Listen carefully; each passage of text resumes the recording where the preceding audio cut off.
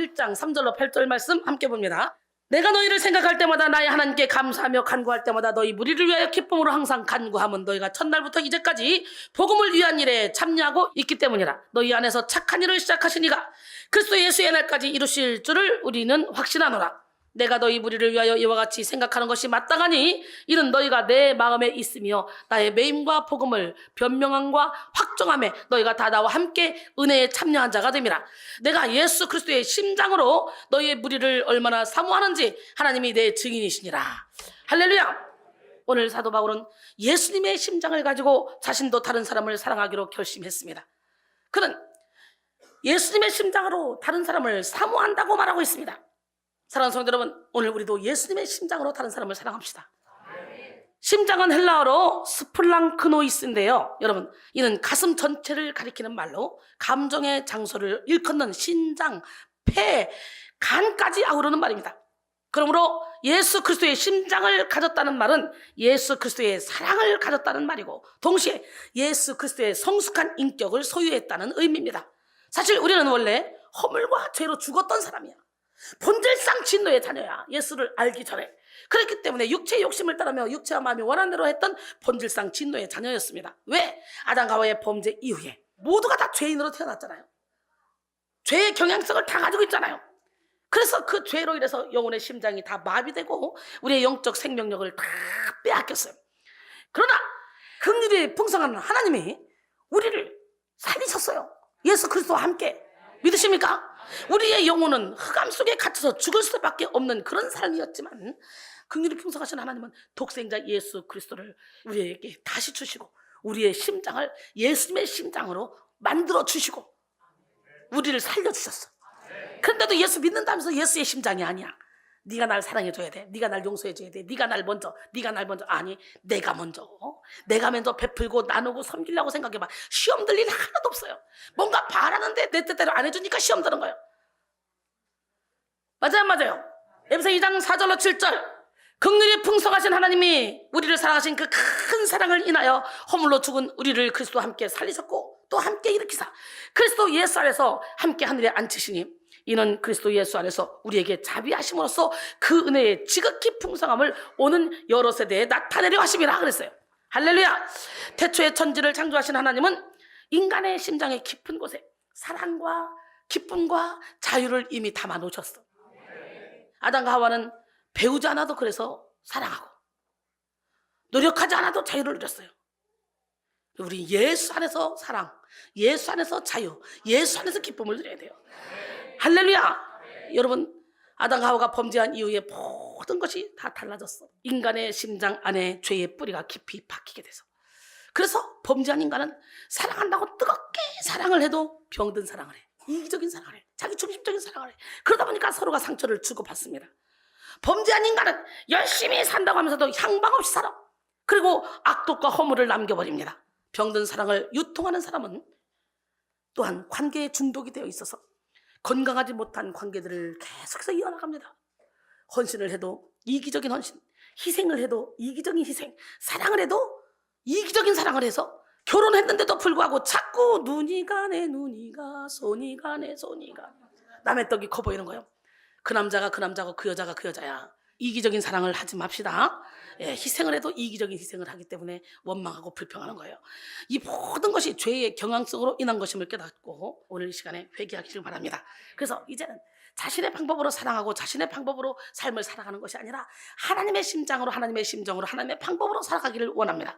예수 그리스도의 십자가를 믿음으로 옛 자아가 움직이던 심장이 아니라 이제 그리스도의 심장으로 살아가는 우리 모두가 되기를 바랍니다.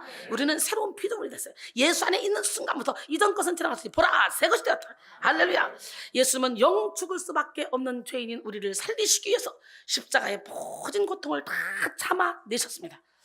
우리가 당해야 될 수치를 주님이 당하셨고 우리가 맞아야 될 채찍을 주님이 맞으셨으며 우리가 겪어야 될 죽음을 주님이 대신 죽으셨어요. 그래서 우리는 영원히 죽지 않습니다. 육신의 장막들만 벗을 뿐입니다. 이사야 53장 5절 6절 그가 찔림은 우리의 허물 때문이요 그가 상함은 우리의 죄악 때문이라. 그가 징계를 받음으로 우리는 평안을 주고 그가 채찍에 맞음으로 우리는 나음을 받았도다. 우리는 다 양같아서 그릇 행하여 각기 제 길로 갔거늘 여호와께서 우리 모두의 죄악을 그에게 담당시키셨도다 그랬어요. 할렐루야. 예수를 영접하는 우리에게 십자가는 영적 생명을 부여하는 출생의 장소요, 예수 그리스도의 심장을 얻게 하는 중생의 장소입니다. 예수 그리스도의 심장은 채찍에 맞으시며 피를 흘리시면서까지 우리에게 생명을 주시고자 하는 그런 주님의 사랑이었습니다. 동시에 예수 그리스도의 심장 안에는 아들을 내어주신 하나님 아버지의 사랑이 담겨 있습니다. 로마서 5장 8절에 우리가 아직 죄인 되었을 때에 그리스도께서 우리를 위하여 죽으심으로 하나님께서 우리에 대한 자기의 사랑을 확증하셨다는 거예요. 사람들은 사랑을 표현할 때 하트 표시를 하죠. 그잖아.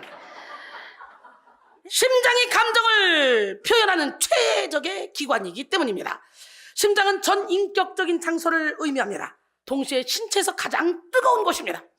심장은 쉬지 않고 피를 공급함으로 생명을 유지시키는데 사람이 잠을 잘 때도 심장이 뜨겁게 일하고 있죠. 그래서 심장은 그 자체가 생명을 상징하고 사랑을 나타내며 열정을 표현합니다. 심장이 멈추면 끝나요. 이 시간 여러분 모두가 다시 한번 십자가로 말미암아 예수 그리스도의 심장으로 사는 인생으로 거듭나기를 원합니다. 그리스도인은 예수 그리스도와 같이 맥이 뛰어야 되고 같이 심장이 고동쳐야 돼.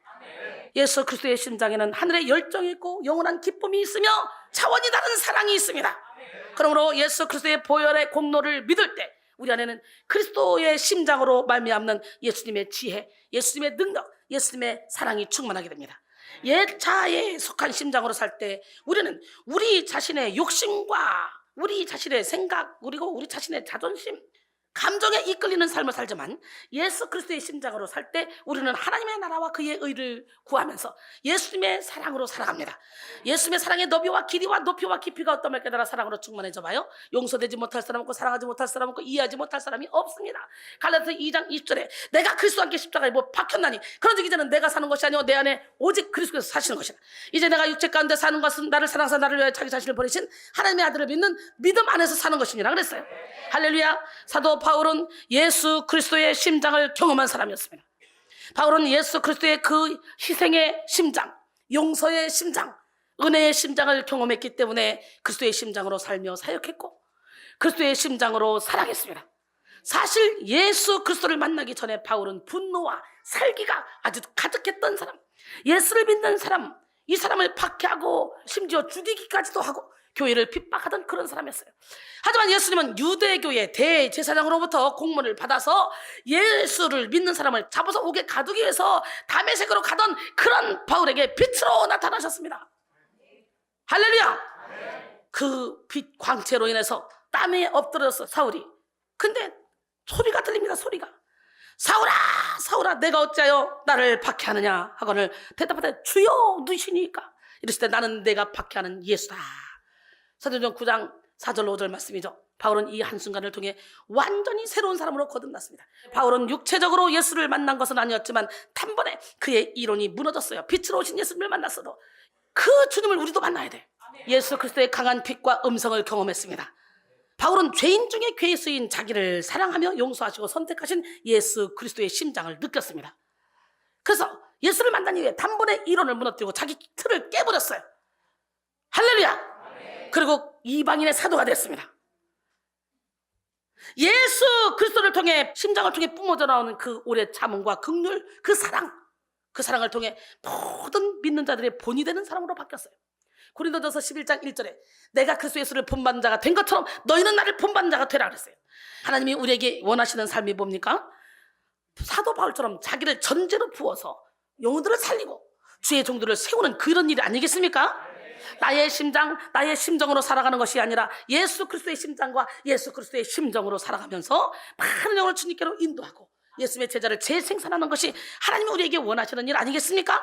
할렐루야. 디모데전서 1장 12절로 17절 나를 능하게 하신 그리스도 예수 우리 주께 내가 감사함은 나를 충성되이 여겨 내게 직분을 맡기심이니 내가 전에는 비방자요 박해자요 폭행자였으나 도리어 긍휼을 입은 것은 내가 믿지 아니할 때 알지 못하고 행하였습니다. 우리 주의 은혜가 그리스도 예수 안에 믿음과 사랑과 함께 넘치도록 풍성하였도다.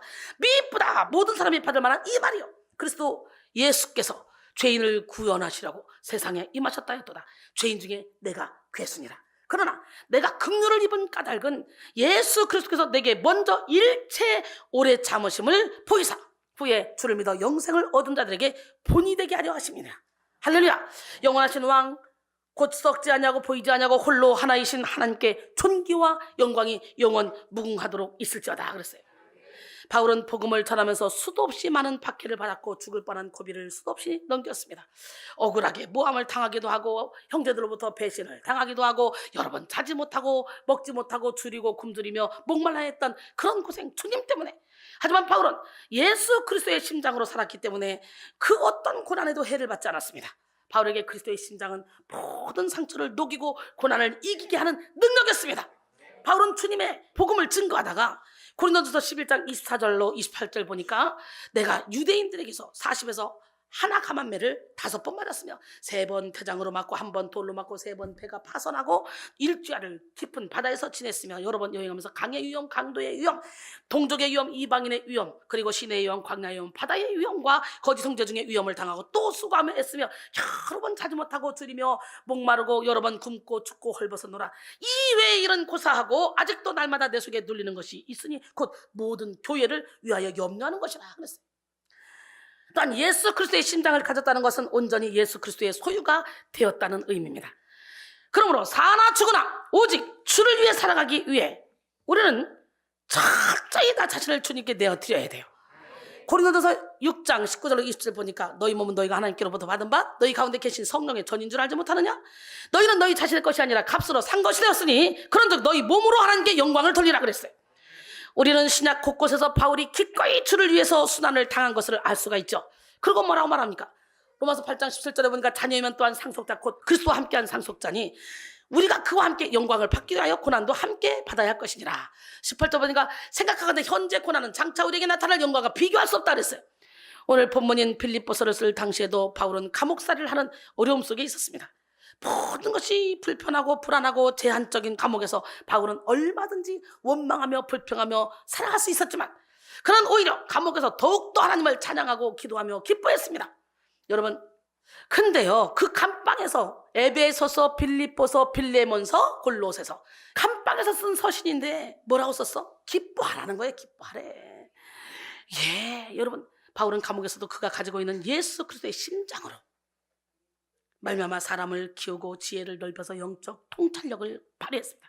그리고 그리스도의 심장으로 사랑했고 그리스도의 심장으로 기뻐했으며 그리스도의 심장으로 충성했습니다.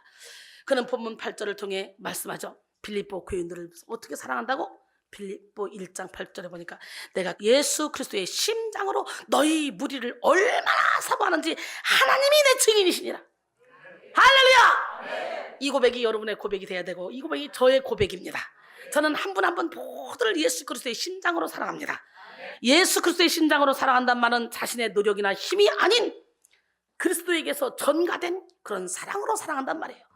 그러니까 나는 사랑할 수 없어. 그죠? 여러분, 내 원수를 어떻게 사랑하겠어? 아니야. 나는 못하지만 내가 죽고 예수가 내 안에 살면 예수 그리스도의 심장으로 사랑하게 되는 거예요. 동시에 그리스도께서 사람들을 사랑하신 그 심정, 그 마음으로 빌립보 교인들을 사랑한다는 뜻입니다. 그러므로 바울은 지금 자기 목숨을 내어 주기까지 사람들을 사랑하신 예수 그리스도의 사랑으로 자신도 생명을 줄 만큼 빌립보 교인들을 사랑한다는 고백을 한 것입니다. 그리고 덧붙여 이에 대해서 하나님이 자신의 증인이란 말을 덧붙이죠. 얼마나 그의 마음이 진실한지를 드러내고 있는 거예요. 하나님이 증인이시니라 해서 증인으로 번역된 마르티스는 법정용어로 증거를 가리킵니다. 성경에서는 많은 경우 하나님의 말씀에 대한 증거 혹은 증인을 나타내며 때로는 그리스도의 증인의 삶을 살다가 죽은 순교자의 의미로도 사용됐습니다. 그러나 여기서는 법적 효력을 갖는 신실한 증인이라는 의미로 쓰였습니다. 빌립보 교회는 바울이 세운 많은 교회 중에 가장 바울의 마음을 흡족하게 했던 교회입니다. 큰 자랑이 되었던 교회예요. 그래서 바울은 빌립보 성도들을 향해서 뭐라고 말합니까? 나의 기쁨이요 면류관이라고 부릅니다. 할렐루야! 빌립보 4장 1절에 그러므로 나의 사랑하고 사모하는 형제들 나의 기쁨이요 면류관인 사랑하는 자들아 이와 같이 주 안에 서라. 바울이 2차 전도 여행을 할 때 아시아로 가려고 하다가 예수의 영이 그를 막았죠. 그래서 바울의 일행을 유럽으로 인도하신 적이 있습니다. 그때 그는 마게도냐 사람 하나가 나타나 마게도냐로 건너와서 우리를 도우라 요청하는 환상을 보고 전도 여행의 행로를 바꾸어서 에게해를 건너 마게도냐의 첫 번째 성에 도착했는데 그곳이 바로 빌립보였습니다. 그런데 빌립보에서의 전도는 쉽지 않았어요. 수일을 복음을 전했지만 복음의 진보가 없습니다. 여러 날 복음 전파의 기회를 잡지 못한 바울은 안식일에 유대인들의 기도처가 있는 성문 밖으로 나갔습니다. 성문 밖 강가에서 바울은 옷감 장사 루디아를 만나게 되죠. 그에게 복음을 전했습니다. 루디아와 그 온 가족이 모두 다 세례를 받고 자신의 집을 제공해서 시작된 것이 빌립보 교회입니다. 할렐루야! 그리고 얼마 후 바울과 실라는 빌립보 성에서 귀신 들려 점치는 여인을 예수 이름으로 고쳐줬다는 그 이유로 억울하게 누명을 쓰고 감방에 갇혔습니다. 하지만 감방에서도 힘차게 찬양하고 복음을 증거했다고 잡혀갔는데 감방에서 죽을 줄 모르고 거기서 또 힘차게 찬양하고 기도합니다. 날 죽이려면 죽여라 까짓 거 이겁니다 이거. 이야, 그랬더니 세상에 하나님이 기뻐하시면서 얼마든지 복음을 증거하다가 잡혀가면 내일 죽을지 모레 죽을지 모르는데 얼마나 불안하겠어. 초대교회는 믿는 자들을 얼마나 핍박했는데 그런데도 힘차게 찬양하고 기도하는 그 모습에 하나님이 감동을 받고 그냥 그 찬양에 발당단을 맞추다 보니까 옥터가 흔들리고 옹문이 열려서 사람들이 매였던 착고가 쫙 다 풀려나는 역사가 일어나. 그러니까 간수가 보고 놀래가지고 자결하려고 그럽니다. 큰일 났다 나. 그랬더니 쏴! 우리 안 도망갔어. 여기 있어. 우리 여기 있다니까. 결국은 간수와 간수 가족을 구원시키는 그런 놀라운 기적을 체험하고 결국은 나올 때도 나가쇼. 못 나가. 너희들 와 사과해. 죄 없는 사람 가둬놓고 말이야. 그래 결국은 사과시키고 나왔어요. 감방에서. 이야, 사도 바울 멋지네. 이렇게 여러분도 기적의 주인공이 돼야 돼. 기적의 하나님은 이 시간에도 불꽃 같은 눈동자로 여러분을 지켜보고 계십니다. 바울은 이 빌립보 교인들을 그리스도의 심장으로 사모했고 또 빌립보 교인들도 그러한 사랑으로 바울을 사랑했습니다. 그래서 바울은 빌립보 교인들의 사랑을 기뻐하며 그들을 생각할 때마다 하나님께 감사했어요. 주의 종은 그리스도의 심장으로 성도를 사랑하고 성도는 또 그리스도의 심장으로 주의 종을 사랑하는 모습이 얼마나 아름답습니까? 사랑은 복음의 핵심입니다. 하나님의 모든 행동의 동기는 사랑이었습니다. 하나님은 사랑 때문에 천지를 창조하셨고 사랑 때문에 예수 그리스도를 보내셨으며 사랑 때문에 지금도 일하고 계십니다. 그래서 하나님이 역사하시는 곳마다 사랑이 드러납니다. 성육신하신 예수님이 우리에게 주신 유일한 새 계명도 사랑이었습니다. 요한복음 13장 34절에 새 계명을 너에게 주노니 서로 사랑하라. 내가 너희를 사랑한 것 같이 너희도 서로 사랑하라. 우리가 예수 그리스도의 심장으로 사랑할 때 어둠은 힘을 쓸 수 없습니다. 그리스도의 심장에서 뿜어내는 사랑의 열정, 진리의 열정, 생명의 열정은 모든 악을 물리치고 하나님 나라를 확장시킵니다. 오늘 우리 안에 그리스도의 심장에서 나오는 사랑이 가득하기를 원합니다. 그리스도의 심장은 한결같은 사랑을 뿜어냅니다. 에레미야 31장 3절에 보니까 옛적에 여호와께서 나에게 나타나사 내가 영원한 사랑으로 너를 사랑하기에 인자함으로 너를 이끌었다 하였도다 그랬어요. 여러분, 푸른 마르고 꽃은 시드나 하나님의 말씀은 영원토록 있습니다. 인간은 아침 저녁으로 마음이 바뀝니다. 아니, 시간마다 분마다 바뀌어요. 분초마다 바뀌어요. 하나님의 중심은 산 같아서 결코 변하지 않아. 살아있는 사람은 모두 한결같이 심장이 뜁니다. 사람이 의식하지 못하는 순간에도 심장은 계속해서 뛰어. 1년이면 평균 3,500만 번을 뛴다 그래요.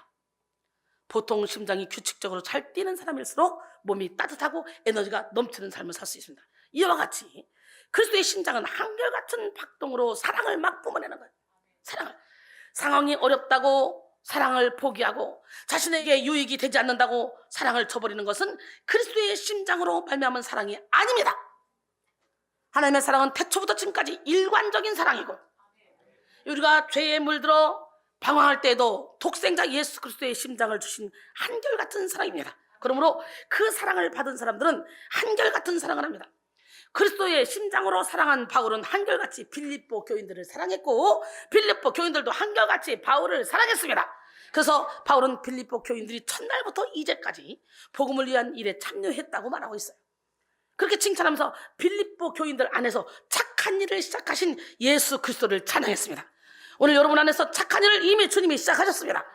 빌립보 1장 5절로 6절 보니까 너희가 첫날부터 이제까지 복음을 위한 일에 참여하고 있기 때문이라.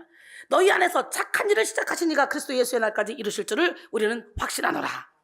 복음을 위해 참여하고 있기 때문이라 이렇게 말하죠. 여기서 복음이라고 번역된 유앙겔리오는 좋은 소식을 전파다라는 뜻이 있는 동사 유앙겔리조에서 유래된 명사입니다. 좋은 소식이란 의미가 있으나 바울은 보다 구체적으로 하나님께서 예수 그리스도 안에서 사람의 죄를 사하시고 그들과 화해한 일에 대한 소식이라는 의미로 사용됐습니다. 여러분, 사실 바울의 사역에는요 내내 사도권을 공격받았어요. 때때로 자신이 세운 교회 성도들까지도 사도권을 공격하기도 했습니다. 그래서 고린도 교회는 얼마나 분란이 많았습니까? 예수파, 바울파, 베드로파 할 것 없이 바울이 감옥에 갇히는 어려운 일을 당했을 때 바울을 등지고 외면하는 교회와 성도들도 많이 있었습니다. 하지만 빌립보 교인들은 그러지 않았어요. 그들은 한결같이 바울의 사도권을 신뢰했고 바울이 전한 복음을 진리로 받아들였으며 바울의 복음이 공격당할 때에도 함께 변명하며 확정했습니다. 오늘 빌립보 1장 7절 내가 너희 무리를 위하여 이와 같이 생각하는 것은 마땅하니 이는 너희가 내 마음에 있음이며 나의 매임과 복음을 변명함과 확정함에 너희가 다 나와 함께 은혜에 참여한 자가 됨이라. 그래서 바울은 다른 서신서에서는 주로 그리스도의 사도된 나 바울은 이렇게 시작하지만 빌립보서에서는 그거 없어요. 그냥 그리스도의 예수의 종된 바울은 이렇게 말합니다. 할렐루야. 왜? 빌립보 교인들이 자신을 완전히 신뢰하기 때문에 나 사도야 할 필요가 없는 거야. 바울은 이렇게 한결같이 자신을 사랑하고 자신의 사역에 동력하는 빌립보 교인들을 사랑할 수밖에 없었겠죠. 그래서 너희가 내 마음에 있다라고까지 말하죠. 여러분, 세상의 사랑은 달면 삼키고 쓰면 뱉는 사랑입니다. 하지만 그리스도의 심장에서 나오는 사랑은 한결같은 사랑이며 고난도 함께하는 사랑입니다. 우리는 한결같이 예수 그리스도의 사랑을 받았기에 이런 사랑으로 주님을 사랑하고 교회를 사랑하고 성도를 사랑하며 영혼들을 사랑해야 될 줄로 믿습니다. 그 다음에 그리스도의 심장은 모든 것을 주는 사랑을 뿜어내. 모든 걸 줘도 예수의 사랑으로 줘야지. 내가 인정받을, 내가 사랑받을, 남의 높임받으라고 이거 하나님께 영광이 안 돼. 진정한 그리스도에게는 다 주고도 행복한 사랑이 가슴에 넘쳐나. 줄 때 얼마나 행복한 줄 알아요? 심장을 주는 사람은 전부를 주는 사람이야. 심장을 주는 사랑을 합시다. 전부를 주는 사랑을 합시다. 하나님은 우리에게 독생자 예수 그리스도의 심장을 주시기까지 사랑하심으로 전부를 다 주셨어요. 로마서 8장 32절에 자기 아들을 아끼지 아니하시고 우리 모든 사람을 위하여 내주시니가 어찌 그 아들과 함께 모든 것을 우리에게 주시지 아니하겠느냐. 바울은 이런 전부를 주는 사랑으로 빌립보 교인들을 사랑했고 빌립보 교인들도 전부를 주는 사랑으로 바울을 사랑했습니다. 빌립보 교회는 아무도 바울과 동력하지 않는 사역 초기에도 바울을 물심양명으로 도왔습니다. 빌립보 4장 15절로 16절 빌립보 사람들아 너희도 알거니와 복음의 시초에 내가 마게도냐를 떠날 때 주고받는 내 일에 참여한 교회가 너희 외에 아무도 없었느니라. 데살로니가에 있을 때에도 너희가 한 번뿐 아니라 두 번이나 나의 쓸 것을 보내었도다 그랬어요.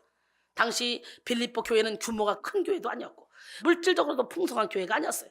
성도도 많은 교회도 아니었어요. 하지만 그들은 극심한 가난 속에서 넘치는 기쁨으로 바울의 선교에 여러 번 쓸 것을 재정적 지원을 했고 적극적으로 구제 활동을 했습니다.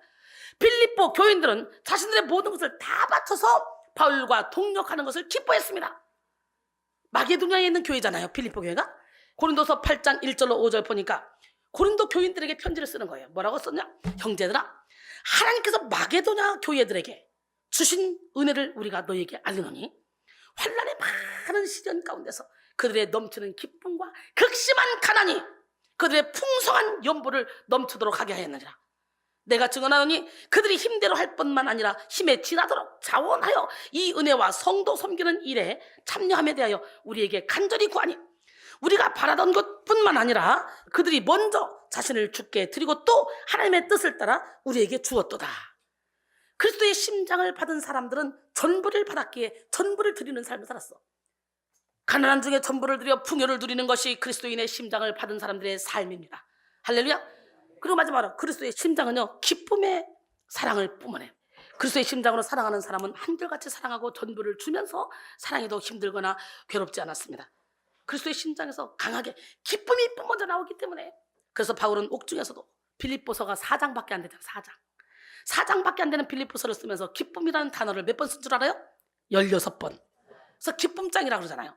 빌립보 4장 4절 보니까 주 안에서 항상 기뻐라. 내가 다시 말하는 기뻐라 그랬어요. 최고의 기쁨은 그리스도의 심장으로 말미암아 사랑할 때 누릴 수 있어요. 오늘부터 그리스도의 심장으로 서로가 사랑해봐. 눈빛이 달라져. 서로가 눈을 마주칠 때마다 사랑합니다. 할렐루야 해봐. 진짜 하나님이 여기서 사랑을 준다. 뽀글뽀글 넘친다. 막 껄껄했던 사람 있지. 어휴 저 사람 밥만 껄껄해. 오늘부터 그 사람 옆에 붙어서 밥 먹어봐. 그러면서 막 대화를 해봐. 그러면 사랑을 느낄 수 있을 거예요. 그리스도의 심장으로 지혜를 누리며 그리스도의 심장으로 능력 있는 삶을 사는 우리 모두가 되길 원합니다. 그리스도의 심장은 물과 피를 흘리며 희생한 사랑이요, 죽음도 두려워하지 않는 그런 용감한 사랑으로 생명을 잉태하게 만듭니다. 산모가 모진 고통 끝에 출산을 하면 생명의 기쁨 때문에 출산의 고통을 잊는 것처럼 그리스도의 심장으로 살아간 사람은 영혼 구원의 열매를 보며 모든 희생도 기쁨으로 감사하게 감내합니다. 결론적으로 예수 그리스도의 심장으로, 예수 그리스도의 심정으로 살아갑시다. 그리스도의 심장으로 사랑하고, 그리스도의 심장으로 지혜를 누리며, 그리스도의 심장으로 봉사하고, 그리스도의 심장으로 능력 있는 삶을 살아갑시다.